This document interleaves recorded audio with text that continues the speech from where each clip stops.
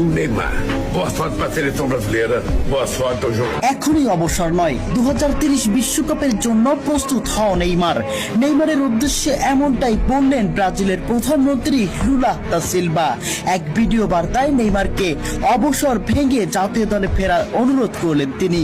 বিশ্বকাপ থেকে বিদায় মাঠে অঝরে কান্নায় ভেঙে পড়লেন নেইমার জুনিয়র।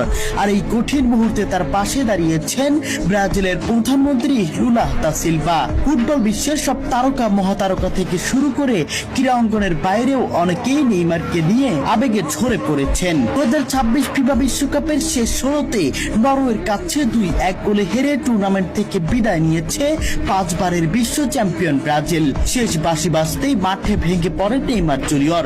তার চোখের জল মুহূর্তেই ছড়িয়ে পড়ে সামাজিক যোগাযোগ মাধ্যমে এবং কোটি কোটি ফুটবল প্রেমীর হৃদয়ে ছুঁয়ে যায়। ম্যাচ শেষে নেইমার বলেন, আমি বারবার চেষ্টা করেছি।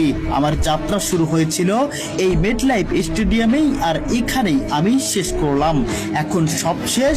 ওই হলুদ জার্সিতে আর কখনোই ফেরা হবে না। তবে এবার ব্রাজিলের প্রধানমন্ত্রীর কাছ থেকে এক ভিন্ন ধরনের বার্তা শোনা গেল। অবসর নয়, জাতীয় দলের হয়ে আরো 4 বছর দেখতে চায় নেইমারকে। ব্রাজিলের প্রধানমন্ত্রী লুলা দা সিলভা বলেন, এখনই অবসর নয়। ব্রাজিলে তুমি অনেক দিয়েছো, অনেক দেওয়ার বাকি আছে। 2030 বিশ্বকাপের জন্য প্রস্তুতি নাও। তোমাকে আমরা আরো একটি বিশ্বকাপে দেখতে চাই।